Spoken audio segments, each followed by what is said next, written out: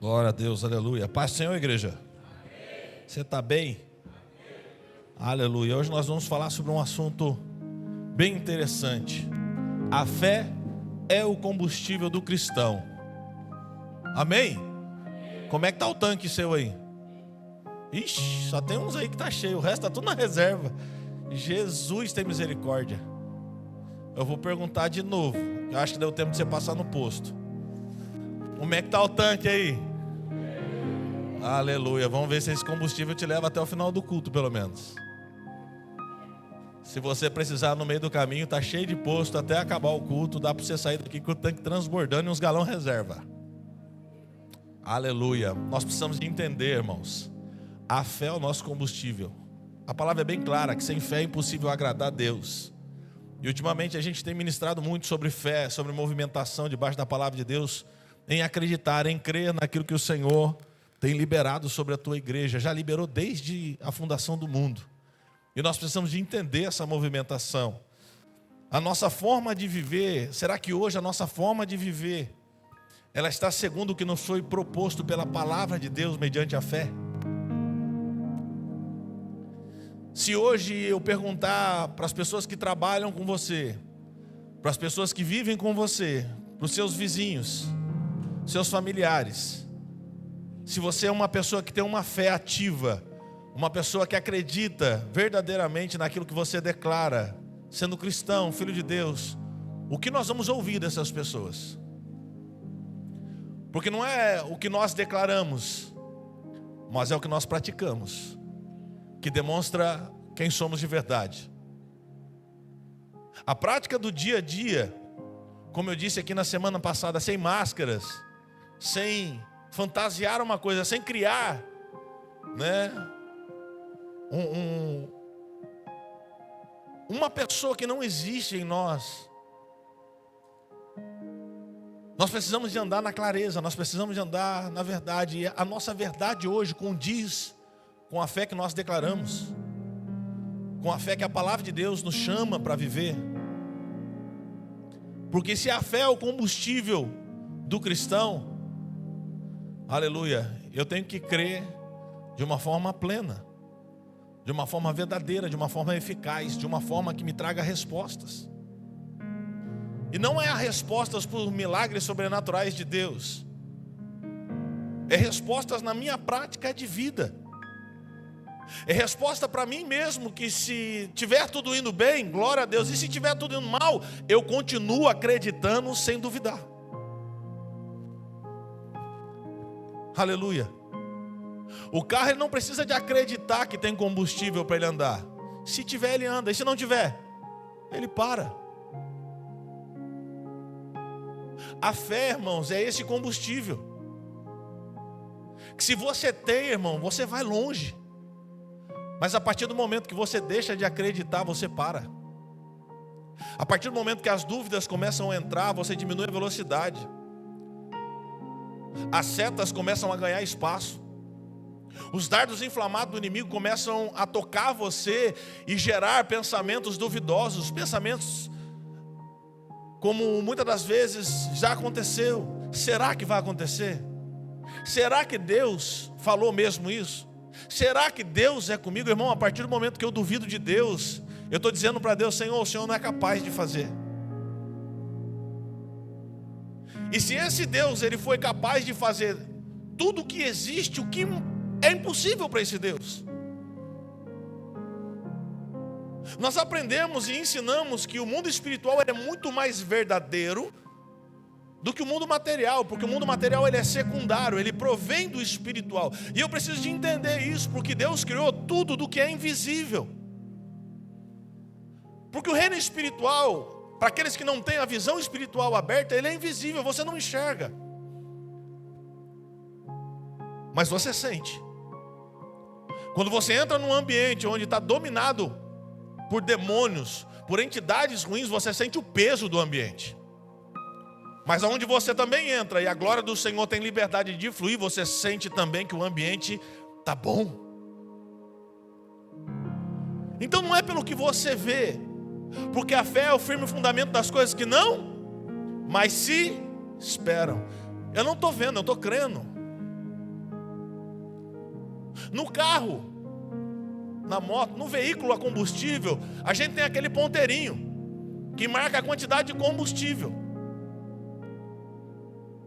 E muitas das vezes, dependendo de onde a gente está, e aí a gente vê aquele ponteirinho encostar na reserva e acender aquela luzinha, para alguns bate um desespero. Por quê? Porque ele não sabe se vai ter posto ali, perto, ou se pode parar no meio do caminho. Só que a fé, ela não tem um ponteiro. A fé, ela tem um termômetro. E o termômetro se chama espiritualidade. Seu nível de espiritualidade mostra a fé que você tem.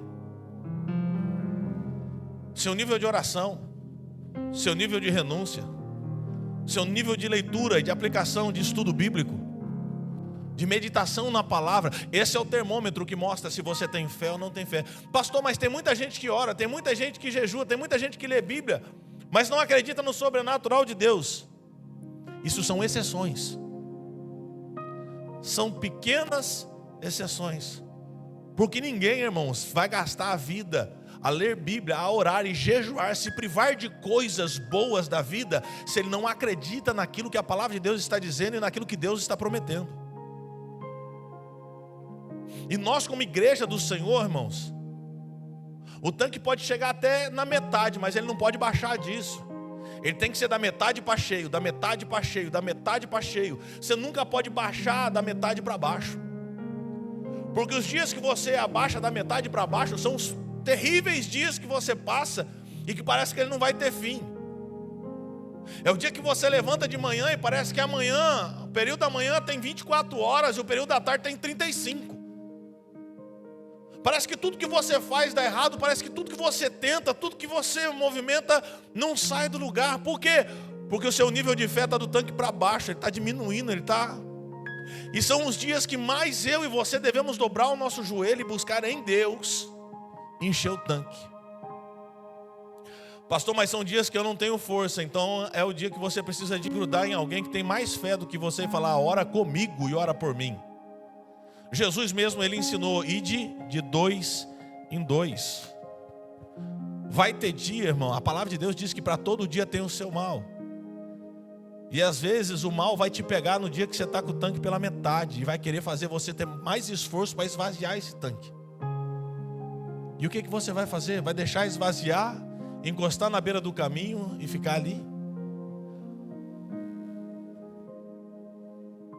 Eu acho que aqui não tem isso, mas em outros lugares que a gente vai ministrar sempre tem. Pessoas que conhecem alguém que parou no meio do caminho. Você conhece alguém que parou no meio do caminho? Pessoas que outrora declaravam ter fé, pessoas que outrora subiam no monte, pessoas que outrora entregavam profecias, revelação, dom de cura, mas pararam no meio do caminho. Por quê? Porque não tomaram cuidado com o termômetro que marcava o nível de fé deles. E nós precisamos de tomar esse cuidado, irmãos. O que acontece com uma brasa quando ela é tirada do meio do braseiro e é afastada do braseiro? Ela começa a perder o seu calor. Ele começa a esfriar, ele começa a apagar. Assim somos nós quando começamos a se afastar da presença de Deus. Não precisa mais orar tanto. Os tempos mudaram. Ficar enfiado na igreja todo dia no culto, tem necessidade não. Estou cansado, eu preciso descansar. Descansa em Deus. Até porque você vai vir para o culto, você vai ficar sentado, você não vai ficar carregando nada, você não vai ficar carregando peso nenhum. Irmãos, eu nunca vi alguém ficar com preguiça de ir para um lugar e ficar sentado. Mas na igreja tem isso. É fora de sério. O povo que mais deveria ter força e vigor para caminhar, parece que é o povo que vive mais cansado.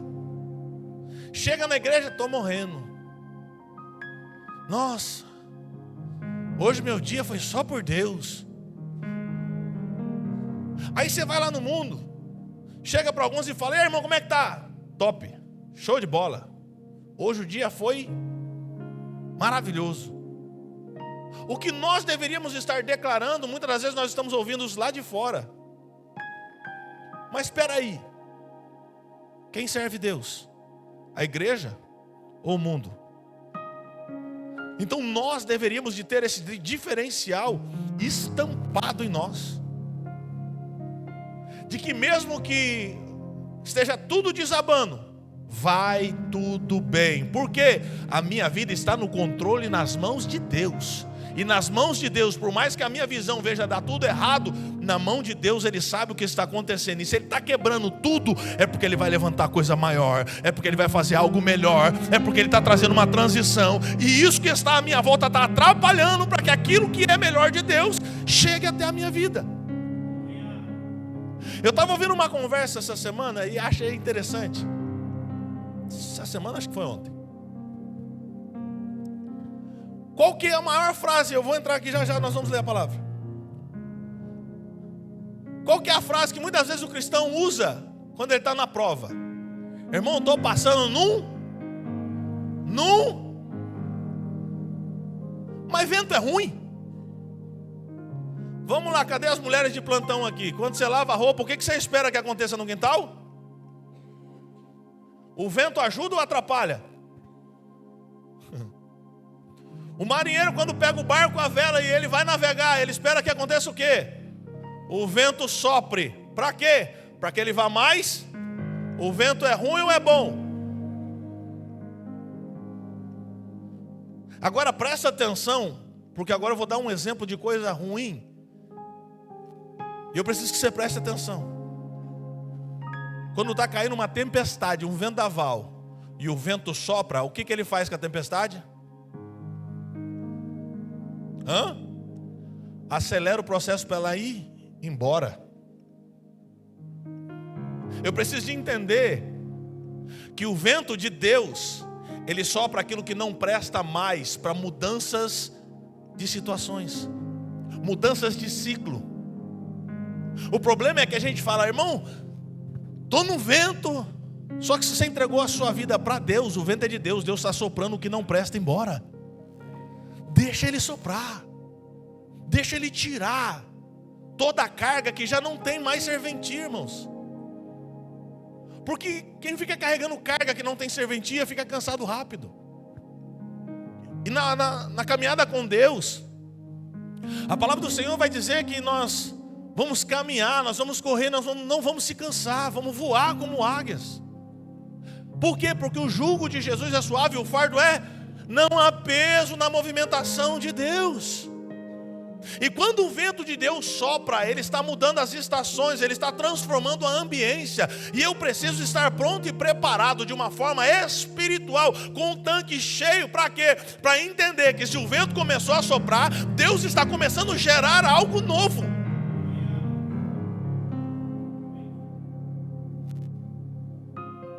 Eu preciso de entender essas movimentações. Aleluia, abre comigo Hebreus 10. Eu vou ler em duas versões para você entender.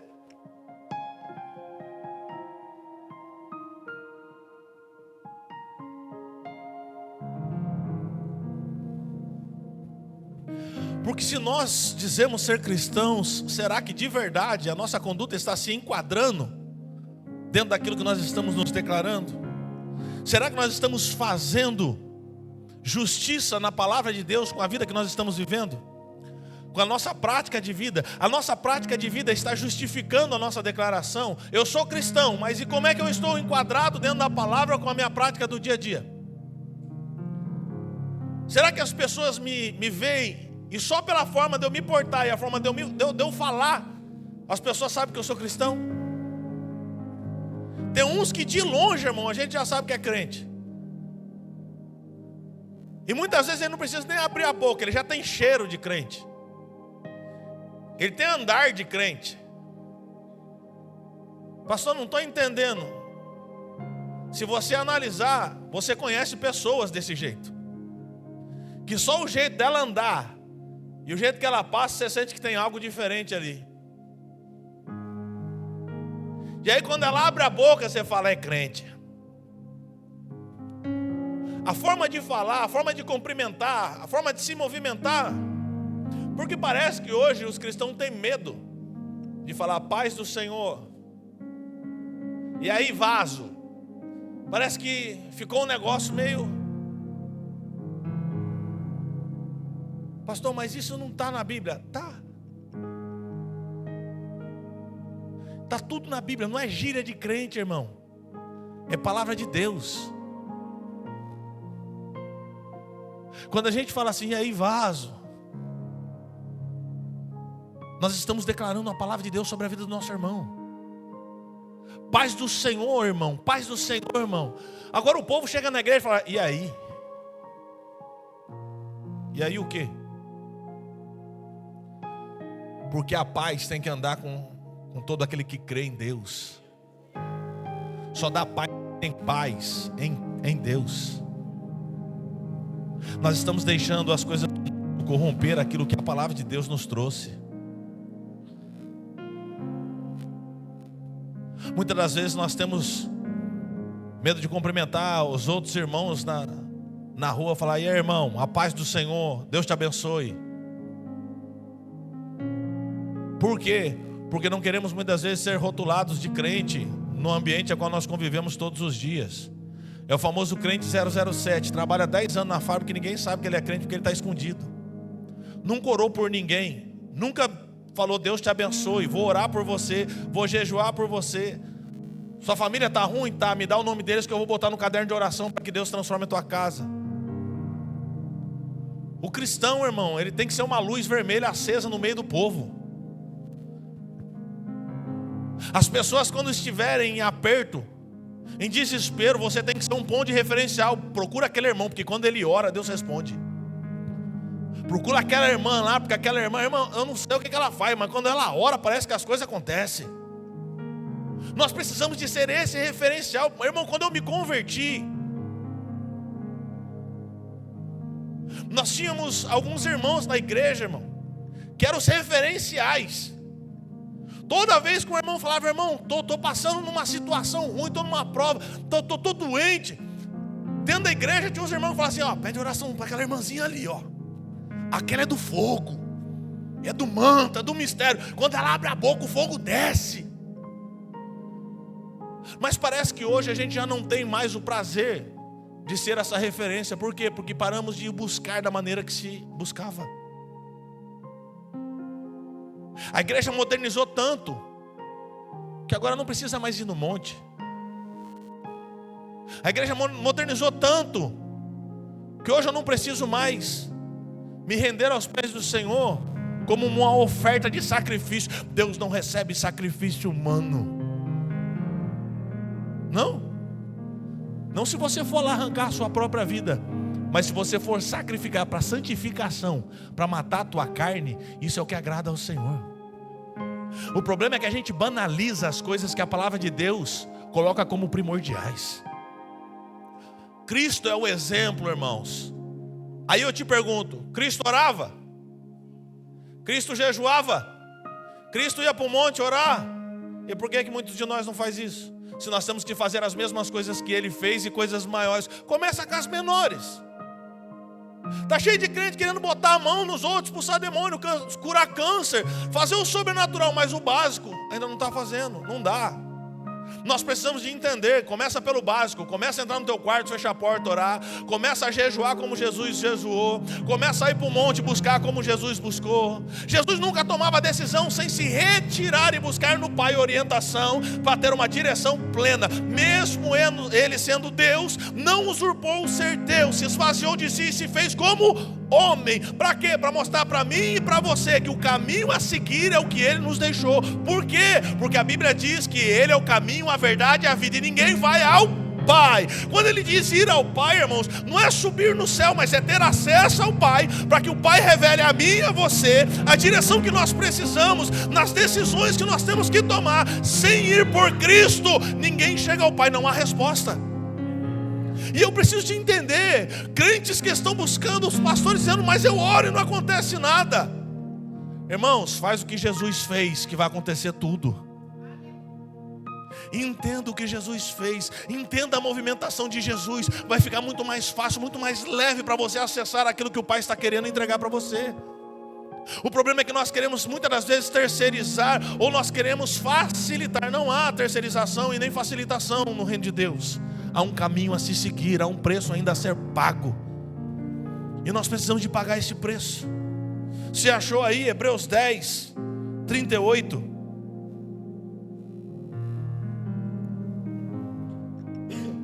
Hebreus 10, 38 e 39 vai dizer assim: ora, o justo viverá pela fé. O justo viverá pelo quê? Aleluia. Aí eu pergunto de novo: o tanque está cheio? Diminuiu a quantidade. Mas, agora isso aqui é sério, muito sério. Mas, se algum homem recuar, se o homem fizer o quê? A minha alma não terá prazer nele. Nós, declara comigo assim: nós, porém, não somos daqueles que recuam para a perdição, mas daqueles que crê para a salvação da alma. É isso que eu e você tem que ser. É Bíblia. Presta atenção. 2 versículos de uma passagem bíblica do livro de Hebreus, que fala um assunto maravilhoso. Mas eu quero pegar só essa parte, onde diz assim: ora, o justo viverá pela fé. Eu não vivo pelo que eu vejo, eu vivo pelo que eu creio. Há uma palavra sobre a minha vida, há um sangue sobre mim, há um óleo que foi derramado sobre a minha vida. Eu tenho fé e creio que o Senhor está trabalhando, porque a palavra do Senhor diz que tudo coopera para o bem daqueles que amam a Deus e vivem segundo o seu propósito. Aí eu te pergunto: seu tanque está cheio no seu propósito ou no propósito de Deus? Porque não adianta estar de tanque cheio na direção errada. Para trabalhar para você, o tanque está cheio. Para atrapalhar para Jesus, até o step está furado. Se for para ir para a praia, o tanque está cheio. Se for para ir para o monte orar 10 dias, está na reserva e não tem nem moeda para poder colocar para encher o tanque. É nesses pontos que nós precisamos de começar a olhar se nós estamos caminhando em Cristo ou em nós mesmos. Se estamos trabalhando em prol do reino ou em nosso favor. Por que você levanta todo dia de manhã para ir trabalhar? Para chegar no final do mês e receber um salário para pagar as suas contas? Ou para viver uma vida honrada segundo o que Cristo está propondo? O intuito que te faz levantar, irmãos, é a motivação que você tem todo dia para viver. Se não é por Cristo que você levanta, se não é para Cristo que você trabalha, se não é para Cristo que você administra o que você recebe, você pode ter uma grande proporção de, no final das contas, Jesus olhar para você e falar assim: aparta de mim que eu não te conheço. Jesus não estava na igreja. Eu cantava, eu tocava, profetizava, curava, fiz tudo em teu nome. Jesus fala: mas nem sei quem é você, porque tudo que você fez em benefício próprio.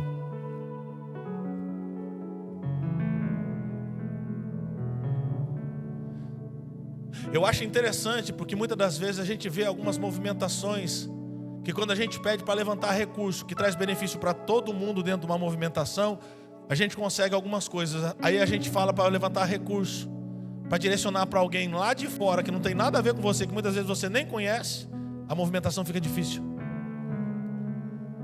Porque quando eu vejo o benefício que vai voltar para mim, eu consigo fazer. Quando eu vejo um benefício que eu não sei nem para quem que é, eu começo a dar desculpa. E quem é bom de desculpa é ruim de arrependimento. Dificilmente se conecta com o propósito de Deus.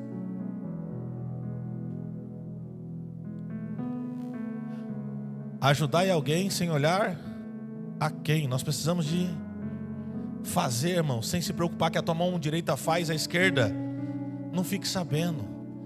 Você está preocupado em conhecer a pessoa? Faz o seguinte: sai daqui hoje, passa no GAC, conhece um monte lá e faz um propósito de todo mês tirar uma parte do ar para eles.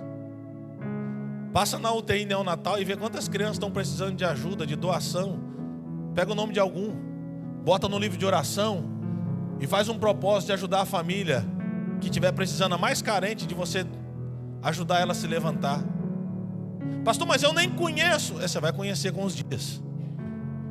Porque hoje você pode não conhecer, mas daqui 5 meses você tem uma intimidade com eles fora do comum. É isso que a palavra do Senhor está dizendo. Eu vivo pela fé, irmãos. Eu não preciso de conhecer as pessoas, eu preciso de acreditar na direção que Deus está dando. Jesus, ele nunca errou o alvo. Por quê? Porque ele sempre se consultou no lugar certo com a pessoa certa. Ele se retirava, ia para o monte, ele ia orar, ele passava a madrugada. Irmãos, é lindo. Lê o Evangelho, por quê? De dia Jesus ensinava e fazia milagre. Amém? E de noite, o que é que ele fazia? Ia para o monte orar. Quando é que Jesus dormia? Na tempestade. No meio da tempestade Jesus dorme.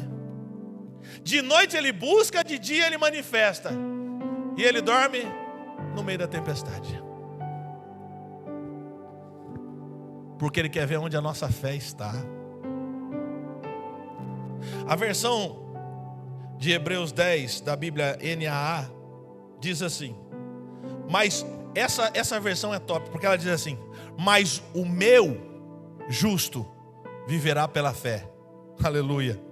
E se retroceder dele a minha alma não se agradará. Nós, porém, não somos dos que retrocedem para a perdição, mas somos da fé para a preservação da alma.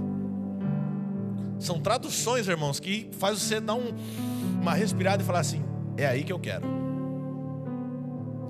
Nós precisamos de entender: você é o crente que retrocede ou você é o crente que avança? Que nível a tua fé está te levando, está te movimentando? De quando você vê as lutas e adversidades, você fala assim: aí não, Jesus. Ou de quando você vê a luta e a adversidade, você fala para Jesus: é para orar mais e jejuar mais? Bora. É para elevar o nível espiritual? Bora. Porque a própria palavra de Deus diz que ai daqueles que botam a mão no arado e olha. É desses que Jesus gosta? Ele não tem prazer naquele que bota a mão no arado e olha para trás. Crente que está dentro da igreja, já recebeu livramento, cuidado, milagre. Aí fala: mas quando eu não servia a Jesus era mais fácil. Não, irmão, viver no engano é fácil, porque você vai viver sendo enganado. E é interessante porque no mundo a gente tinha um ditado que dizia assim: tô cansado de ser enganado. Agora Deus vai lá, busca você do engano, das trevas, traz você para a luz, mostra a verdade que está à sua volta, começa a mostrar as falsidades das pessoas que estão à tua volta, que sempre viveram na mentira, te enganando e tirando proveito de você. Aí você começa a reclamar para Deus, por quê? Porque a verdade foi exposta. Quem anda na luz, irmão, anda na verdade. E quem anda na verdade, aqueles que andam no engano à sua volta, não resiste, não aguenta. Vai olhar para você e vai falar assim: nossa, agora ficou nojento, foi para a igreja, agora não anda mais com ninguém, não fala mais com ninguém. Não, irmãos, é porque eu estou vendo a verdade, e debaixo da verdade eu vou ficar. Se você quer andar no engano, desculpa, mas comigo não dá. Andar com Jesus vai exigir renúncia. Andar com Jesus vai exigir muito mais de você do que o mundo, porque o mundo te aceita do jeito que você é e do jeito que você tiver, e se ficar pior não tem nada a ver, está tudo tranquilo. Agora com Jesus não. É melhorar dia após dia, deixando para trás o que não presta e andando para a luz, porque quanto mais perto da luz eu estou, mais revela a minha verdade.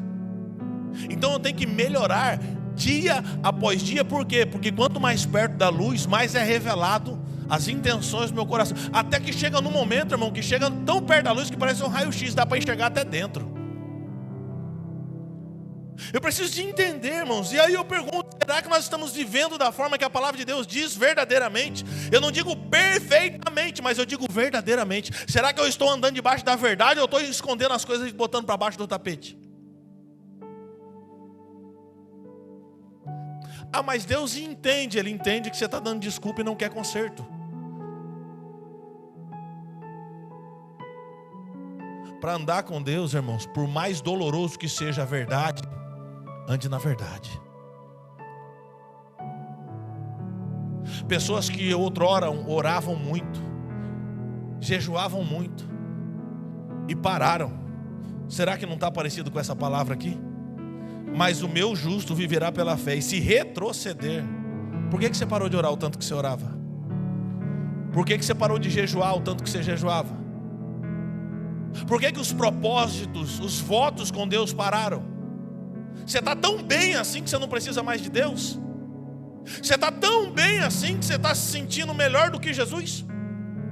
Ou você ainda entende que você ainda é totalmente dependente de Cristo? Se você entende que você é totalmente dependente de Cristo, volta a fazer o que você não devia ter parado de fazer. Quantos que pelo cansaço do dia a dia já não levantam mais de madrugada para orar e clamar? Quantos eram bons de fazer devocional, mas nas suas manhãs, parece que a cama, ainda mais com esse frio que chegou e essa chuva que está caindo, parece que a cama é muito mais gostosa do que a presença de Deus. É que Deus entende que eu estou cansado. Cansado de quê? De estar na presença dEle? Porque você começou a olhar mais para você, porque Deus aliviou algumas coisas da tua vida, e aí você precisa de aliviar na oração. Irmãos, quem entra na guerra não tem alívio. Na guerra é lugar de atenção constantemente. O cristão, no mínimo por semana, ele tem que jejuar 3 vezes, no mínimo.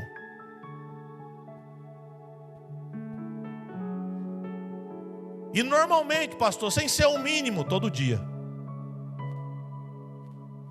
Todo dia. E se eu quiser avançar um pouquinho mais, pelo menos um dia da semana, 0.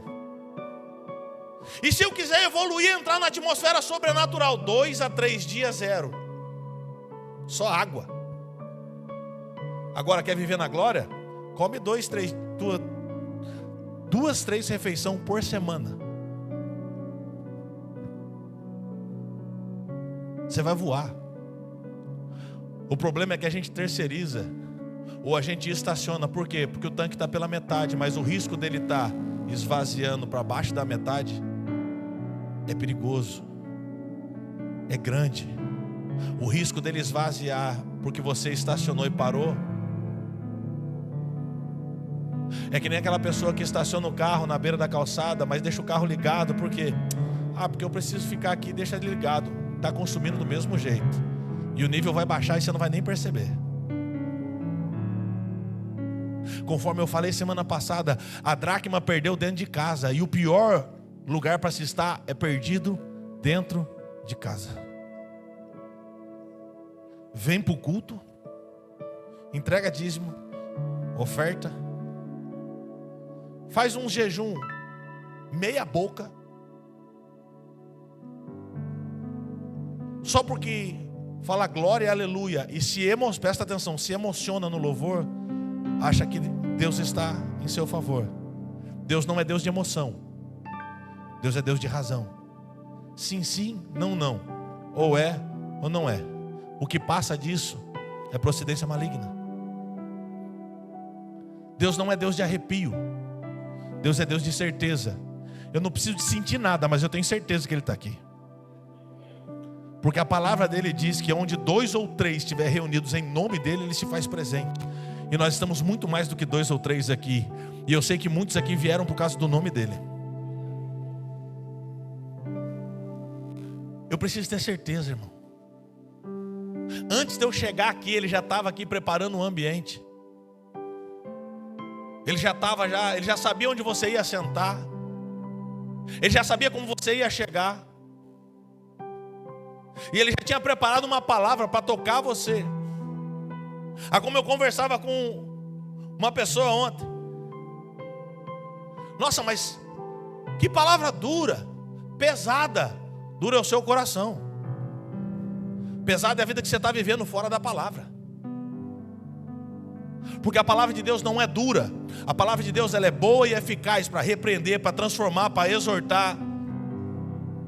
A palavra de Deus nunca foi dura. O dia que Jesus começou a pregar, quem não come da minha carne e não bebe do meu sangue não tem parte comigo, eles olharam e falaram, dura essa palavra. Não, dura era o coração daqueles homens, porque não queria se quebrantar e se colocar na posição para que pudesse entrar na movimentação que Jesus estava fazendo. A dureza não está na palavra, a dureza está onde a palavra bate. A própria palavra de Deus diz, pela dureza dos vossos corações. Deus levou o povo para o deserto para quê? Para humilhar e mostrar para eles quem de verdade é eles, o que tinha de verdade no coração deles. Por quê? Porque eles endureciam. Não era o faraó que tinha coração duro, não. Se você ler a Bíblia, era Deus que endurecia o coração de Faraó. Faraó não tinha coração duro, não. Foi o próprio Deus que endureceu o coração dele. Para quê? Para moer o coração do povo, que era mais duro do que o coração de Faraó. Povo que gostava de fazer tijolo e comer cebola. Toda vez que acontecia alguma coisa na saída do Egito, na caminhada para a terra prometida, o povo falava: mas lá no Egito, povo de coração duro. Só que nós, será que nós estamos tão longe dessa movimentação? Nas nossas murmurações por causa de pequenas coisas que deixam de acontecer, porque nós queremos tanto que aconteça, mas você já dobrou o teu joelho e teve a coragem de falar: Senhor, não aconteceu porque o Senhor não quis, ou porque não é para mim, ou porque será que eu estou fora da posição? Porque aquilo que for necessário ser feito, fala comigo, porque eu vou corrigir, vou fazer o que tem que ser feito. Quantos de nós tem a coragem, a ousadia de dobrar o joelho dentro da nossa casa e falar para Deus: Senhor, o que eu tenho que fazer vai ser feito na risca, só fala comigo. Me dá a palavra, me dá a direção. Por quê? Porque eis-me aqui para cumprir o propósito que o Senhor me chamou para viver. Muitos de nós não têm coragem porque vai escutar uma palavra: larga isso, renuncia aquilo, se dedica mais àquilo outro. Por quê? Porque para chegar perto de mim você está carregando muita coisa, e não precisa de muita coisa, precisa de uma só. O problema é que a gente quer chegar na presença de Deus levando um monte de coisa para ver se a gente agrada a Ele. Não, só chega com o coração quebrantado e contrito, é o que precisa para agradar o Senhor. Nós precisamos de entender o que a palavra do Senhor está dizendo. Só que nós estamos tão amortecidos com esse evangelho drive-thru, que é onde você chega tem alguma coisa. Eu não gostei da palavra nessa igreja, muito pesada, vou para outra. Fica caçando, pulando de igreja em igreja. Nenhuma igreja é boa. Será que não é você que não é tão bom assim? Escutei uma palavra essa semana que foi: nossa, eu só não soltei foguete porque não tinha. Pastor, mas é porque o pastor daquela igreja é tão bonzinho até o dia que ele te conhecer. A hora que ele te conhecer e ver quem você é, ele para de ser bonzinho. Porque enquanto as pessoas não nos conhecem, elas parecem que são uma maravilha, mas quando cai a realidade e vê de verdade quem a gente é, as coisas mudam. Por quê? Porque aqueles que andam com Deus, na palavra de Deus, vai trazer a correção, a transformação, a exortação e a direção correta. A bondade acabou. Por quê? Porque entrou na justa medida, na justiça da palavra. O problema é que a gente está caçando lugares para se sentir bem. Amém, Jesus? Jesus nunca chamou eu e você para estar em lugares para se sentir bem. Jesus chamou eu e você para estar em lugares de confronto, para ser santificado, para ser aprimorado, para ser melhorado. Não há crescimento e desenvolvimento sem dor. Os adolescentes que estão aqui, muitos não sentem literalmente ou profundamente essa realidade. Alguns sentem, mas não sabem identificar o que é isso. A dor do crescimento. Porque crescer dói. Quando o osso começa a esticar, ele começa a sair, dói. Uns sentem mais, outros menos. Dores nas articulações, no joelho, no cotovelo. Por quê? Porque está crescendo, está desenvolvendo. Dói crescer. Andar com Deus também dói. Pastor, mas você falou que era leve e suave. Eu falei que era leve e suave, não que não tinha dor. Leveza e suavidade não livram você de sentir dores. Nós precisamos de entender esse evangelho, irmãos. Um evangelho rico, poderoso, sobrenatural, que nos alimenta todo dia, que nos sustenta de pé. Não é o arroz e feijão que tem sustentado você de pé, é a graça e a misericórdia de Deus que tem feito você levantar todos os dias e caminhar por essa terra. Porque se isso não viesse, nós já tínhamos sido consumidos, irmão. Eu preciso te entender. Sou medária. Eu preciso te entender o que eu tenho nas minhas mãos e o poder que isso tem. E eu preciso de começar a desenvolver isso, mesmo que custe a minha vida. Eu preciso de gastar a minha vida movimentando o evangelho do Senhor. Por quê? Porque isso é vida, isso é a verdade, isso é poder e transformação e salvação. Cristo não morreu para que eu e você tivesse facilidade. Ele morreu para mostrar para mim e para você o caminho. Que todos os dias nós somos entregues à morte. Para quê? Para que nos outros seja gerado vida. Para quem já recebeu da presença do Senhor, irmão, você está num caminho de morte. Você está morrendo todo dia para você. Para que Ele viva no seu lugar. Para que outras pessoas sejam acessadas e tocadas. E quando essas pessoas entram numa ambiência da verdade e descobrem, elas também entram no mesmo processo de morrer todos os dias para si mesmo. Para que possam ser usadas para alcançar outros. Só que entenda o que nós lemos aqui. Se retroceder, Deus não tem prazer nele.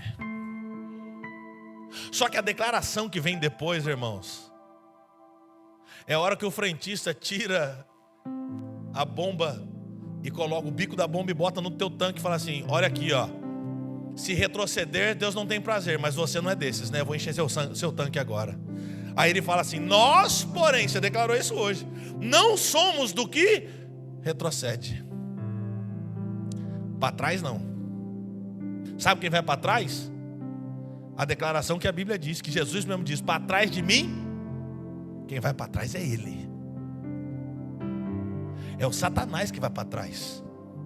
Ele que retroceda, ele que vai queimar no quinto dos infernos, se tiver quinto lá. Eu preciso de entender essa movimentação, irmãos. Eu preciso de entender a quem eu estou servindo. Não é o seu Zé da pastelaria e nem o João da padaria. Eu estou servindo ao Rei dos Reis, ao Senhor dos Senhores, aquele que tem todo o poder e autoridade de fazer e desfazer o que bem quiser. Eu preciso de cair numa realidade, na presença de quem eu estou e a quem eu estou servindo verdadeiramente. Não é o chofer que dirige a minha vida para onde eu quero. É o dono do veículo da minha vida que dá a direção e o destino que eu preciso. Abre comigo João 7. Eu quero terminar aqui.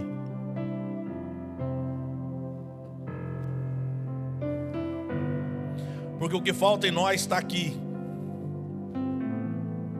O que muitas das vezes tem faltado em nós está aqui. João 7:38.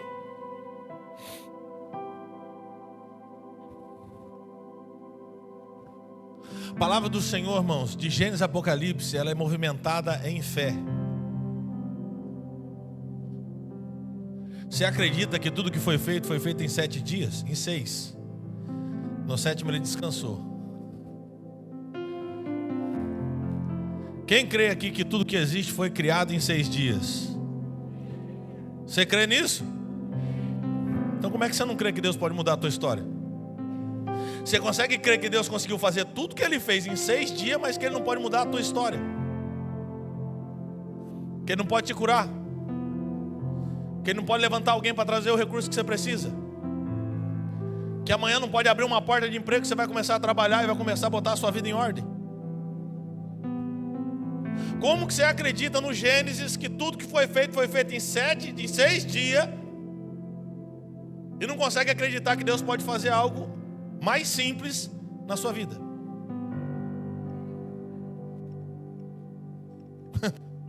João 7:38. Quem crê em mim, como diz o quê? Quem crê em mim, como diz as Escrituras, do seu interior fluirão rios de água. É a própria palavra que está dizendo. É o próprio Cristo manifesto, declarando a própria palavra. Quem crê em mim, como diz as Escrituras, do seu interior fluirão rios de água. Só que aí vem a explicação. Isso ele disse a respeito do Espírito, que os que nele crescem haviam de receber, pois o Espírito até aquele momento não tinha sido dado, porque Jesus ainda não havia sido glorificado. Jesus já foi glorificado?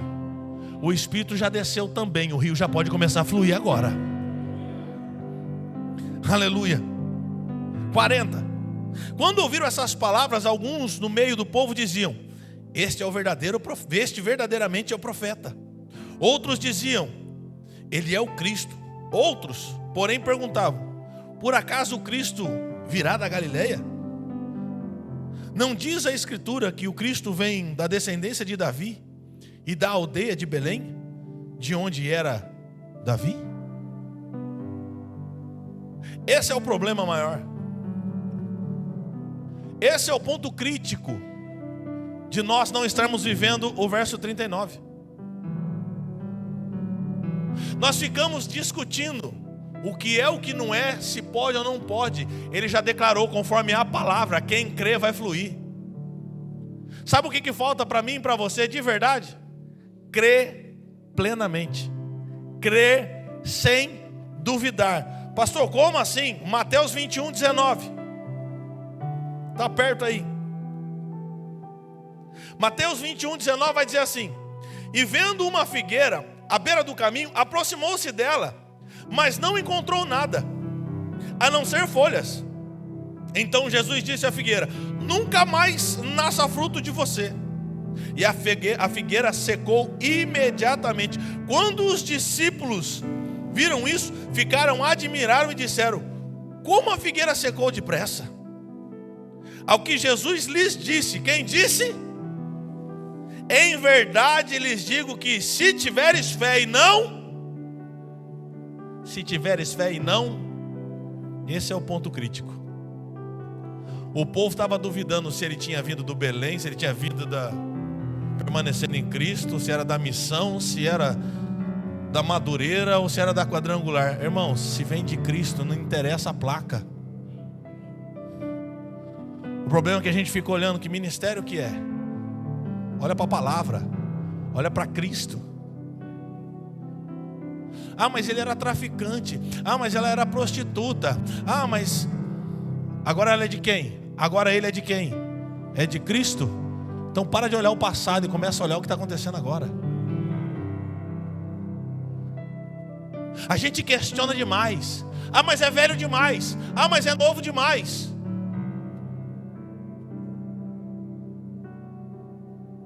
É por isso que tem muita gente dentro da igreja que ainda não está fluindo de dentro de si mesmo um rio, através do Espírito Santo, porque está analisando demais, debatendo demais, questionando demais. Só que a palavra está dizendo aqui: em verdade lhes digo, que se tiverem fé e não duvidar, sem questionamento, sem debate, Jesus está falando, é a palavra, conforme a palavra foi dita, crê somente. Aí ele continua dizendo assim: não somente farão o que foi feito à figueira, mas até mesmo se disserem a este monte: levanta-te e joga-se no mar, assim será feito, e tudo o que pedires em oração, crendo, recebereis. Aí eu te pergunto: seu tanque está cheio ou seu tanque está vazio? A fé é o combustível do cristão. E fé é acreditar plenamente. Não é pela metade. Não é 60%. Não é 30%. É 100%. Deus disse, está dito. Deus mandou, está mandado. A palavra está direcionando para isso, é isso que vai ser feito. Jesus falou: isso daqui é o que ele disse, nem mais nem menos. Por quê? Porque é a palavra de Deus. O problema é que a gente fica teologizando todas as coisas. Não, porque Flávio Josefo disse isso. Não, porque aquilo. E o que a Bíblia disse? O que Cristo disse? Eu fico com o que Cristo disse. Pastor, você está banalizando a teologia? Não, irmão, eu estudei muito e continuo estudando. Mas a minha fé não é teológica. A minha fé é cristocêntrica. Não está baseados... a minha fé não está baseada na teologia, nas explicações. A minha fé está baseada naquele que morreu naquela cruz, ao terceiro dia ressuscitou, vive e reina, está sentado à direita do Pai, e um dia ele virá buscar a sua igreja. Continue estudando, continue se aprofundando na palavra, mas a sua fundamentação tem que estar na vida daquele que furou as suas mãos por causa de mim e de você, no homem da mão furada, no homem que derramou o seu sangue pelas nossas vidas. Então eu preciso de entender, irmãos, que eu preciso de começar a fluir. E é de onde? De dentro para fora. Se tem alguma coisa errada que não está acontecendo, está aí dentro. Tem alguma coisa aí dentro que não está funcionando. Ou tem alguma coisa aí dentro que está faltando. E você pode ter certeza que se não está fluindo, é porque você ainda não recebeu o que Ele prometeu. A presença do Espírito Santo habitando dentro de você. Você pode estar tendo a visitação do Espírito Santo, mas Ele não prometeu visitação, Ele prometeu habitação. Tem muita gente se contentando com a visitação. O Espírito Santo veio, Ele falou, Ele me entregou. Ele quer falar isso todo dia, dentro de você, fluindo de você, com você. A gente se alegra de vir num culto e receber uma revelação. Deixa eu te falar uma coisa. Aquele que tem a presença do Espírito Santo habitando dentro dele, tem revelação de manhã, tem revelação de tarde, tem revelação de noite. Não precisa de escutar da boca de ninguém. Por quê? Porque o próprio Espírito Santo fala dentro de você. O problema é que a gente fica esperando um vaso de Deus. Não que isso seja pecado, irmão. Deus usa, Deus faz, Deus manifesta com quem Ele quiser e da forma que Ele quiser. Mas a maior maneira que Ele quer fazer é diretamente comigo e com você, é lá dentro. Ele quer começar a fluir lá dentro. E o maior problema que se tem hoje, que não está fluindo lá dentro, é porque eu e você não estamos dando a devida atenção e o devido tempo. Para quê? Para que Ele possa se movimentar.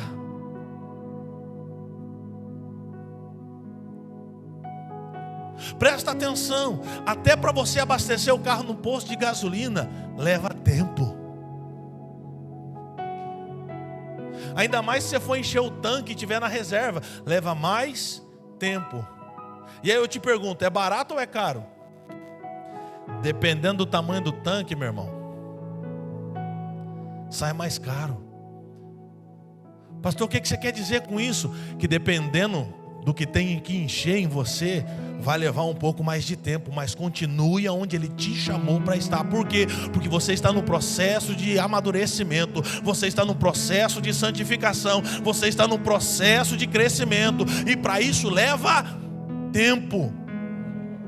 E há um tempo determinado para tudo, debaixo do céu e em cima da terra. Deus é quem determina o tempo e as estações. Você já foi buscar em Deus qual é o tempo e a estação que você está vivendo, para você entender se é tempo de colher ou se é tempo de plantar, se é tempo de chorar ou de se alegrar. Você precisa de entrar e se conectar naquele que determina os tempos e as estações.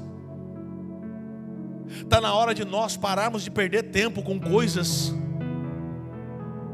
que não nos levam a nada, e começar a perder tempo com aquele que nos chamou. E eu não digo que é nem perder tempo, irmão, é investir em tempo precioso. Estar com Jesus, melhor é estar com Ele um dia do que 1000 anos sem Ele. Nós precisamos de entender, irmãos, que essa nossa vida não está andando conforme a gente quer. Está na hora de a gente fazer um concerto com Deus, confessar os nossos pecados, mas confessar de verdade. Pastor, eu não creio nesse negócio de ficar contando o que eu fiz de errado para os outros. Não, então você não crê na Bíblia. Porque a palavra de Deus diz, confessai uns aos outros. Eu confessei já tudo para Deus. A Bíblia diz para confessar para Deus, mas confessai uns aos outros. Aonde há autossuficiência, não há habitação do Espírito Santo. É necessário abrir a boca e confessar os seus pecados, pôr para fora isso, procurar uma autoridade, procurar um pastor, um líder, falar: olha, vem aqui que eu preciso de conversar. Por quê? Porque eu não aguento mais ser quem eu sou, eu quero ser o que Cristo me chamou para ser. Enquanto você não confronta você mesmo, você nunca vai sair do lugar que você está. É fácil? Não. Mas é possível. Está na hora de nós, como igreja do Senhor, voltar a se posicionar num lugar de onde a gente nunca deveria ter saído, das raízes do Evangelho. O problema é que a igreja mundanizou demais, e a descredibilidade pastoral entrou num nível, irmãos, terrível. Porque homens começaram a olhar mais para o dinheiro, para a fama, para o reconhecimento, do que para o joelho no chão e oração. As pessoas hoje, principalmente liderança de igreja, irmãos, eu falo com dor no peito, estão mais procurando ser visíveis na internet, reconhecidos, para ter as suas ofertas para ir pregar grandes valores. Homens cobrando 5, 10, 15, 20 mil reais para ir lá 40 minutos, 1 hora, pregar uma palavra. Por quê? Porque se acham mais importante do que o próprio Cristo. Pessoas que estão fazendo do evangelho mercadoria. E muita gente, por estar vazia dentro de um evangelho raso e fraco, paga. E é por isso que a igreja tem entrado num estado crítico e deplorável. Porque nós estamos saindo de um lugar onde a gente nunca deveria ter saído. Da essência. Da simplicidade. Eu falei isso aqui a semana passada e eu vou falar de novo, porque o Espírito Santo está me incomodando. A luz colorida é legal, a ambiência que a gente faz, que a gente cria é boa. Mas Deus, Ele é o mesmo ontem, hoje e será eternamente. Deus, Ele não muda. Orar ainda funciona. Jejuar ainda funciona. Renúncia ainda funciona. Confessar pecado ainda funciona. Arrependimento ainda funciona na presença do Senhor. O nome de Jesus ainda tem poder. Há poder no sangue de Jesus. Está na hora de nós voltarmos às raízes. Há mais tempo de oração. Há mais tempo de jejum. Voltar a clamar nas madrugadas. Está na hora da gente voltar para o caminho. E o caminho é Cristo. Se coloca de pé comigo em nome de Jesus.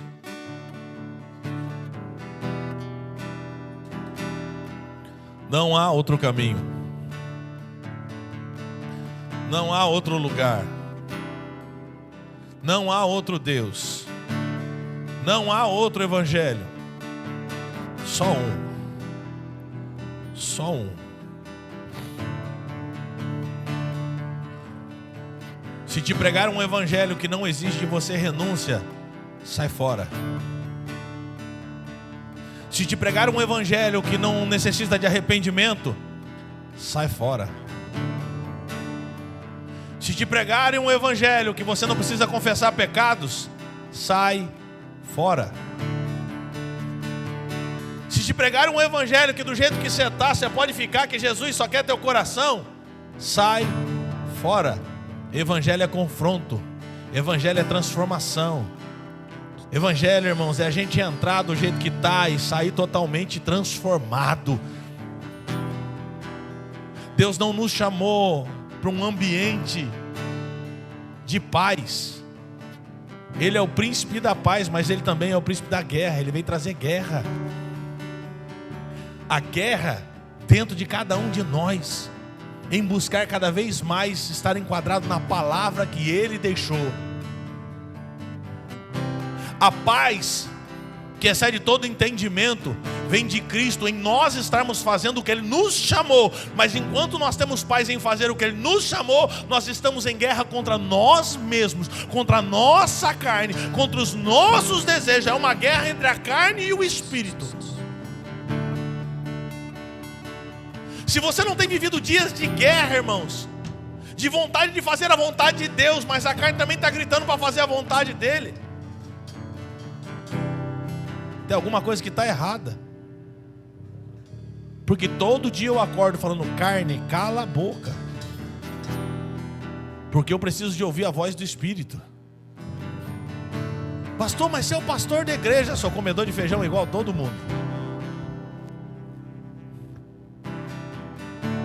Se você não tem sido confrontado com a sua própria carne, que muitas das vezes você não quer fazer nada, que muitas vezes você quer ir para um lugar e ficar lá 200 dias e não escutar mais nada. Se tivesse um lugar para você parar lá e não ter que fazer mais nada, não ter que dizimar e ofertar, não ter que jejuar, só esperar Jesus voltar.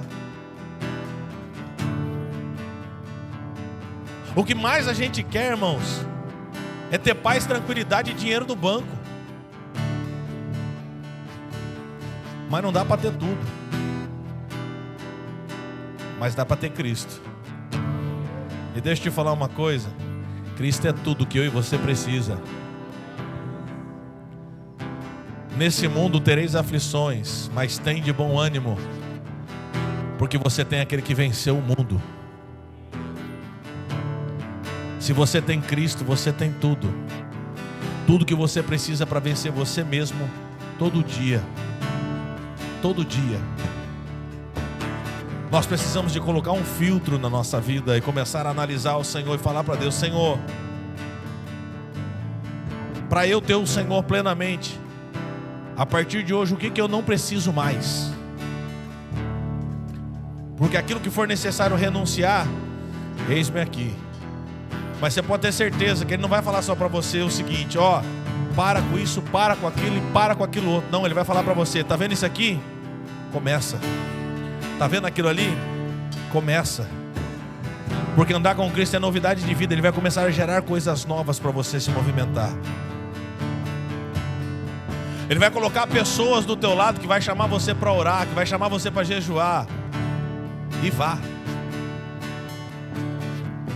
Pessoas que muitas das vezes você vai chegar cansado e vai falar assim: hoje eu não quero ir para a igreja, eu quero descansar. E a pessoa vai olhar para você, não bicuda e não brigando, vai falar para você na autoridade de Cristo: levanta, troca de roupa e vamos para o culto. É o próprio Espírito Santo falando para você: vamos que eu quero falar com você. Vamos porque eu quero ter um tete a tete com você hoje. Entenda. Da mesma forma, amém, Jesus, obrigado. Da mesma forma que o diabo levanta pessoas para te afrontar, Deus levanta pessoas para te guiar, para te ajudar, para te sustentar de pé. O problema é que muitas das vezes nós olhamos para as pessoas e falamos assim: isso aí não é Deus não, porque Deus não ia falar assim comigo não. Você que pensa. O Pai repreende todo aquele que Ele ama. E se a palavra está chegando para você muitas das vezes como repreensão, é porque Ele está te chamando para consertar algumas áreas.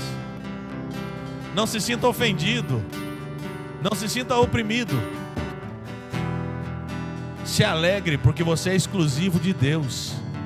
Você é propriedade exclusiva do Pai.